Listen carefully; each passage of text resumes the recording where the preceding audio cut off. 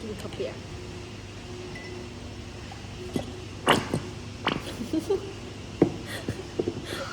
ใส่สั่งอย่างเงี้ยตรวจลง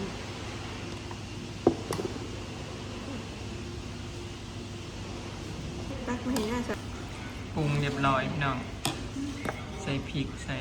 แล้วก็หอมบีบพวกนาวเพิ่นนะสูตรไปสูตรมันครับ ลงมาอีกหน้า สูตรเล็ก อยากจะพูดมากขนาด ซองแล้วก็มาล้างรถปีละซามานะนี่เขา ถ้าที่มาใส่เงิน เงินอย่างนี้ออกมา ชื่อยาสีดำนี่แหละ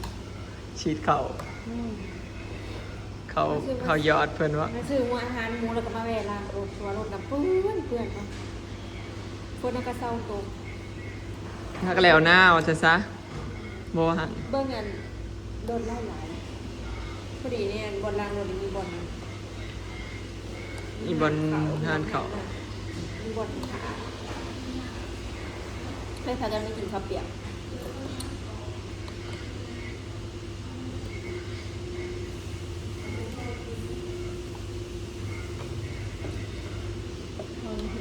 ห่านนี้ก็จะมีบอลนางกินเข่าแล้วพี่น้องตะกี้ก็จะยังพอมีเนาะก็จะเปิดหานใหม่สามารถมาซื้อของว่าก็จะซื้อหลายอย่างนะพี่น้องซื้อยาหมูซื้อพออาหารแม่ม่านแล้วก็ที่เกี่ยวกับหมูแล้วพี่น้องบอล ขนาดนั้นก่อนใช้ตรงนี้เนี่ยเสียบคนชื่ออ่า มันมีกินเผ็ดๆใส่อีก ใส่อีกเลยได้บอล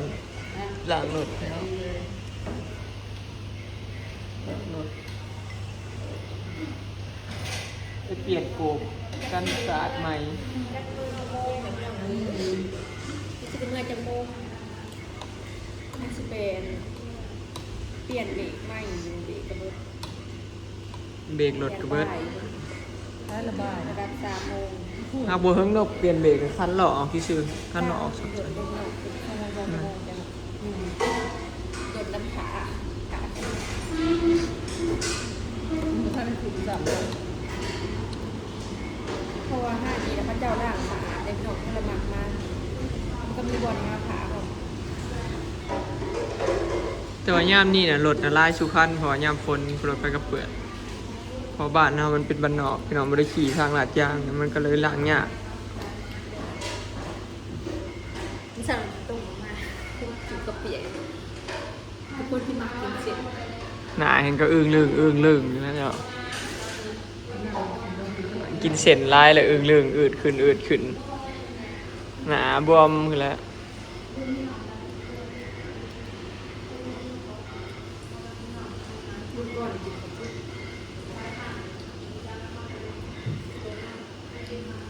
ที่กี้ขอยก็มากคือเจ้าเนี่ยกินเส้นกิน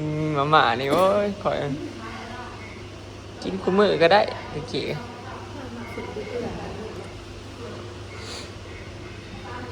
ขอยมาเบื่อเส้นตอนกักตัวโควิดนั่นน่ะตอนโควิดระบาดแล้วเขาบอกให้อันเขาเคอร์ฟิวบ่นี่ยังไงเขาเคอร์ฟิวให้อยู่ห้องไฟห้องมันนะแล้วกินแต่มาม่าอะไรแล้วเบื่อเลยหึ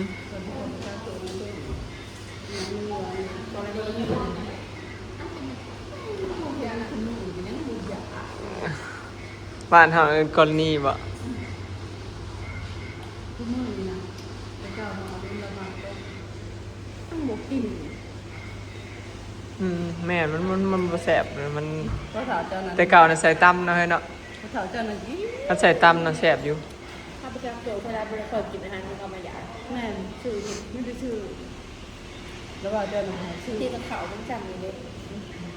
ขาไก่2 ขาถอด มันอยู่ที่มีขาไก่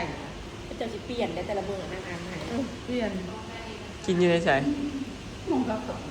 มีสบาย อยู่สวรรค์น่ะแล้วเขาบ่ได้ตัวนั้นน่ะเขาไปอยู่เดือนหนึง มีสบายน่ะ ตอนมาแต่ไทยนี่โควิดไปอยู่ในบ่อนนั้นยังก็เดินกีฬาได้เลยก็เดินกีฬาไปไหนยังก็เคิร์ดยัง ตัวมีโยนห่างนั่นเอง นั่นแหละ เดินกีฬาไปกัก คุณพ่อก็อยู่ไปในหันคุณพ่อก็อยู่ในหันแล้ว อืม บ้านนี้ย่างแต่เดินกีฬาแล้วบ้านอยู่โรงงานแต่ทีตะกี้เด้โรงงานเก่า ตอนเขาเคอร์ฟิวอยู่ไทยนะมาม่าก็จนขาดหารครับอยู่กรุงเทพ เขามาขายที่นู่นเลยตลาดแรงเขาแบบต้มหน้าอาหารเลยเขามาอย่างไกล ประมาณ3 โมง 4 โมงพุ่นละเนาะอยู่สิเมืองเพื่อเฮาสิไปซื้อของอีกเด้อพี่น้อง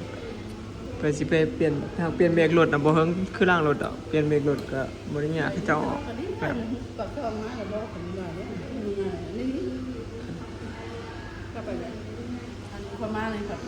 แล้วแบบอยู่ในจักเราไปที่ใดบอกว่า เนี่ยเราเลินนะ ง่วงเลยอ่ะง่วงมากระป๋อไปแล้วง่วงหังมาเป็นที่อย่างแล้ว ไปใช้อยู่แล้ว แม่นว่าเราบ่เห็นเมียเราก็สิบ่ไปใส่อีกอยู่บ่ บอกขนาดบอกบางครั้งอยู่กันมาแทนเมื่อก่อนอันบอกมาเราบอกได้ว่าแม่ไปบอกช่องถ้ามึงบูมือบ้านก่อนมาเราจะมือบ้าน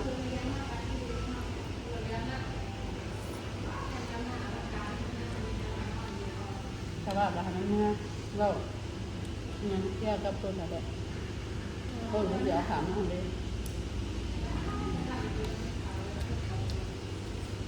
ใครอยู่แต่ว่าบ่ได้ยากหมูขุนพี่น้องแต่ว่าบ่ยังยากแต่หมูน้อยนั่นล่ะได้เบิ่งแต่หมูน้อยนะแต่ว่าหมูขุนเฮาขายเบิดแล้วเนาะเมื่อวานนี้200ขายแล้ว2 โตวที่เรือนก็พอดีเบิดไป 3,000 กว่า 2,000 กว่า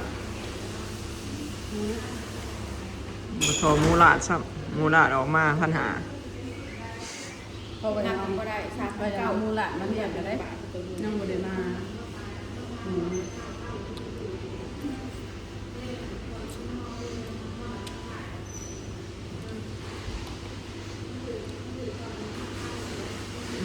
หมูลาดเป็นเฮาบ่จักกันพ่อค้าเฮาบ่ได้อยู่ในกลุ่มขายหมูลาดนะครับบ่จักนอกจากหากลุ่มมันลูกค้านี่หาหมูหาคู่ผู้เลี้ยงกันหมูลาดนำ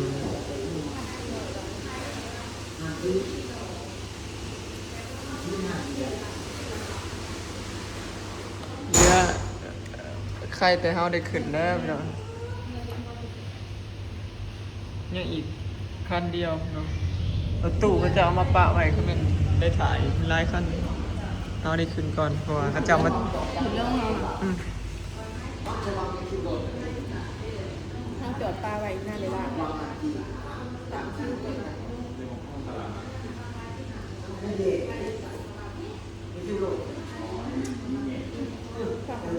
หลุดแล้วจนเกือบ3 โมง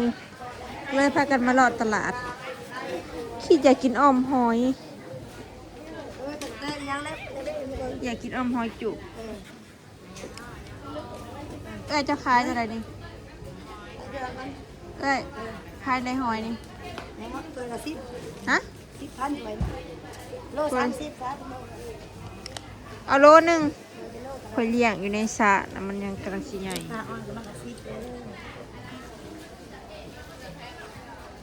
เขาอ้อมใส่ยังว่าหอย นี่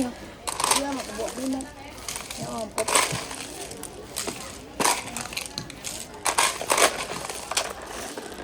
ได้บวกมีเฮ็ดอีเด้อเอาเลยไปแล้วบวกอ้อมใส่นะ มาเท่าไหร แต่10,000น่ะโลปลายไปเด้อแต่โลนึงซื้อบวกอ้อมนี่แซ่คิดได้ละบ่ ตะกะแตนขายอะไร แต่ขีดละ30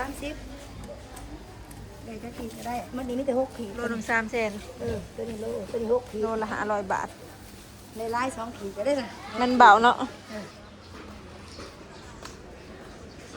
ไปซื้อกล้วยหอมให้ดีทำบ่มีเฮ็ดกับบ่ค่อยมี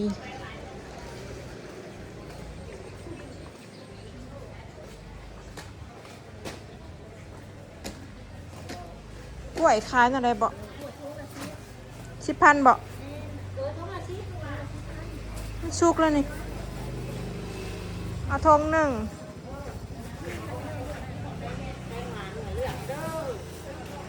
กล้วยหอมให้อลิพี่น้องสุกแล้ว ทุกแม่ลูกแม่บ่ตัวเดียวแม่ขายของหมู หังกะมาแต่ปักซ่องพี่น้องมีกลิ่นอีกแล้วบ่นี่เนี่ยเฮ้อ เอาน้ำหมูเด้อในน้ำ บ้านแสนสุกกำลังล่มหยังนี่ล่มหมูบ่ บ่มีกรรมการ เอาแม่ เอาแม่แหง กำลังพากันซอยสินพี่น้องมีงานหยังแฮงมื้อนี้ น่าเลี้ยงเองพี่น้องเอ้ย เลี้ยงหยัง เดี๋ยวว่า เลี้ยงส่งมันทำบ่เมื่อส่งทามมือแหละพวก โอ้เนาะ วันนี้เป็นมื้อที่3 ยังบ่มีให้อยู่ ยังบ่เมื่อ เปลี่ยนกันเลี้ยงไงยังว่าเมื่อบ่มีงานกินเกิดขึ้นอีกแล้วพี่จ้า โมเมนต์เลี้ยงเจลได้จะสิมื้อ มีดอกชวนเราไปจับแก้ว มันไล่พวนเมื่ออยู่มื้ออื่นนะ เมื่อยจังได๋ครัวเมื่อ ไล่พวนเมื่อพวจะได้เงินบัดนี้คันเมื่อบ่อยู่เงินเมียสิเมื่ออยู่เงินเจ้าของ มาใส่เงินบ่ บ่มี มื้อนี้ก็มีกินอีกแล้วพี่น้องเขาก็มาแต่ปักซ่อง เงินไปเงินมาได้หน่อยจังนะ ได้ยังได้มะกล้วยมหาฤทธิ์กับอัน เงินเจ้าของบัดนี้คือเงินเมีย มาแอปเปิ้ล เป็นรอบไปเที่ยวเมียบ่ได้อยู่ ไปอยู่น้ำก่อนแม่พุ่นเนาะ มือปิ่นมาดู ก็เลือกเอา ก็เป็นแนวนั้น แต่เสียมันอยู่ ทานแหละ จานแต่ มักหนาไป มักหนาอยู่ครัวเมื่อว่าแม่น้อยเสียงแดงเลย แล้วมันก็บอกไม่คิมไหมก็ มันก็ นี่ เอา ไงเปลี่ยนไปเลยหนาอันแพะเหรอเจ้า ยืนน้ำข่อยช้า ป้าน้องทามบอกว่าเงา บอกให้ไพ่อยู่นะให้ก็แหงบ่ มั บ่ น จ่อย เมื่อไปอยู่กับไผบ่นอนกับเมื่อไปเลย เพิ่นกำลังติดนี่เด้ติดสองคนจะไปหาอลิศก่อนอลิศออกมาแต่เช้าเดี๋ยวบ่นอน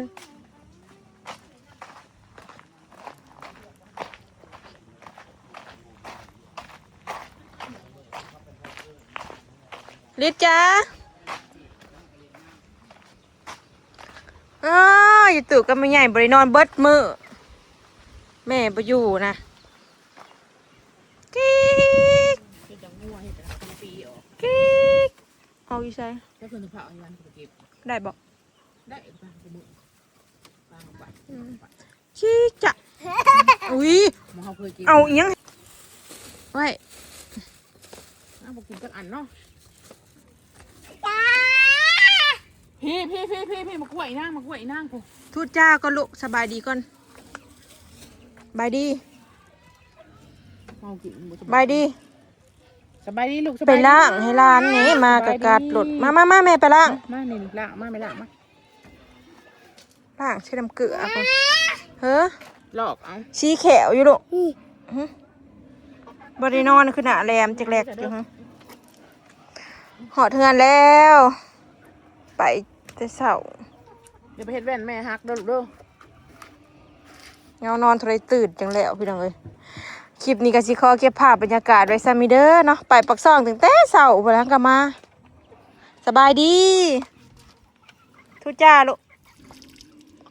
ทุจ้า